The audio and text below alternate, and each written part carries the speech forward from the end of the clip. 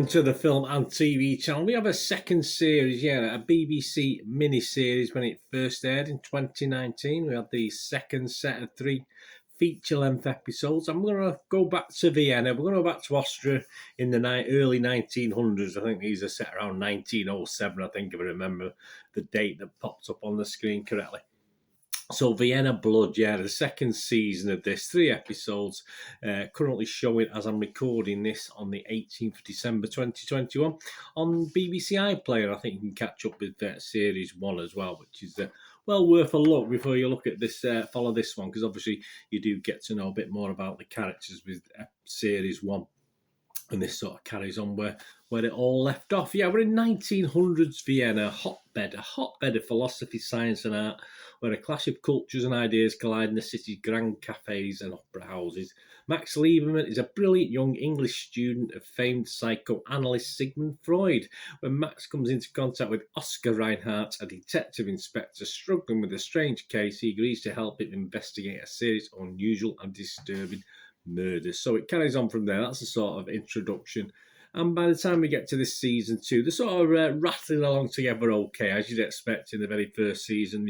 They had to get used to each other, but they've done that quite well in this one. And we've got 3 episodes. The first one was called, the first episode in this series was called The Melancholy Countess. It's scoring an average of 8.1 on Internet Movie Database. Very good. About a depressed Hungarian countess who drowns in the bath of her luxury hotel suite. It looks like suicide, but hey, the guys come to investigate. Episode 2 was The Devil's Kiss, 8.3 out of 10. That's averaging. A beggar girl finds a mutilated corpse in Vienna's slum quarter. The Secret Services warn Oscar that the investigation is not the concern of the police. Probably my favourite of the 3, to be honest with you, The Devil's Kiss. And Darkness Rises, the third and final one. That's rating 8.4 as I'm recording this. Monk has been found brutally murdered. I do make connections with Father Brown in this, but obviously we do get monks in this one, undercover monk as well. The guy goes in as a monk is found brutally murdered in his monastery. Suspicion falls on a religious Jew who has reprimanded the monk for spreading anti-Semitic rhetoric. So there you go, very political, as you'd expect in this sort of cauldron of nationalities and things at the start of the 1900s. So I did review Series 1. I went back and had a quick look at it. It was a while ago, obviously. A crime thriller mini-series, we class this as, and it still is. And I actually looked at this back in December 2019, so over 2 years ago, as I'm recording this. Yes, very, very weird to look back at one. I think I started doing the vlogs in August, so obviously it was okay, but obviously I haven't been doing them very long. It's great to go back and watch. I will put a link, of course, to the first season in this as well. And it was, again, a 3 feature-length episode. And overall, I scored it 6.5 out of 10, which is okay. And I found it very watchable and okay. I didn't rave about it. I did like the settings and the quite unusual basis of it, and the fact it was set in Vienna rather than, say, London or Paris or some other city. I found very, very interesting, that side of it.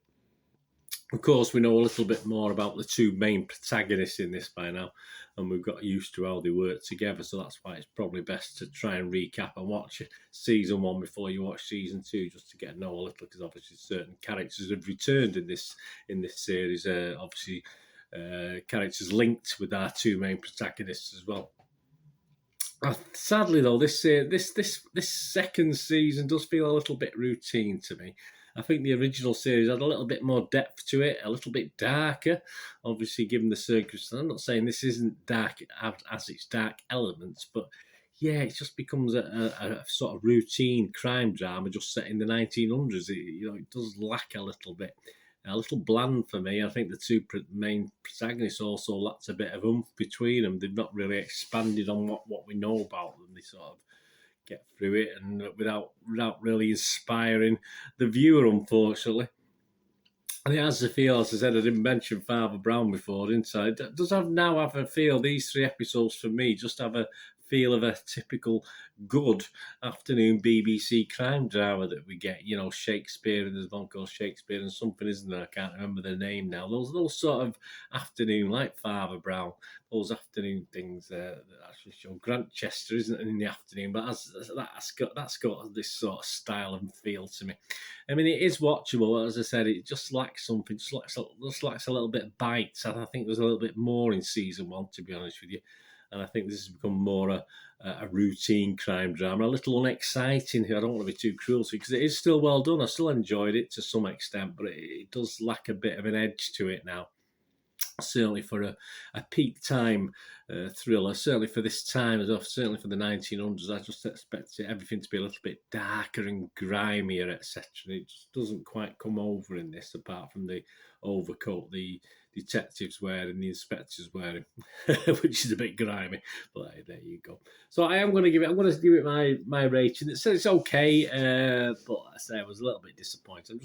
So it's not up with the 6.5 out of 10 I give Series 1. I'm just going to give it a 5.5 out of 10, because I just didn't find it very riveting, and the characters, as I said, were just a little bit bland. They need to expand them a little bit, and the circumstances. You know, the very dark, dingy times, the 1900s, in whichever country you were in, a big capital city, and it just doesn't quite come over in this series for me. But it's okay, but nothing special. A bit of a letdown compared to Series 1 in my humble opinion. Let me know what you think anyway, guys.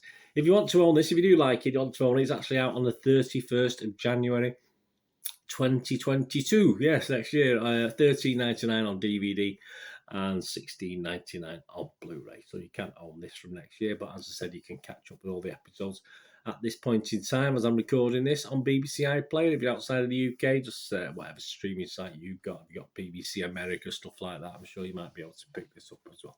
Anyway, thanks for watching. Whatever you do rest of the day, have a great one. Look after yourselves, look after your friends, look after your families. More important, let's all look after each other. To meet here again on the Film and TV channel. Please, if you have a look at my football channel, my Citizen channel, my team Manchester City, or you know somebody might be interested, please give them a nudge in my direction. That'd be great. All thumbs up, appreciated. Push that notification button. But if you're not interested in the football, hopefully I'll see you back on here on the Film and TV channel for another review or an information vlog. Thanks for watching. The only thing I ask one thing, please stay safe, everyone. Thanks for watching, guys. See you later.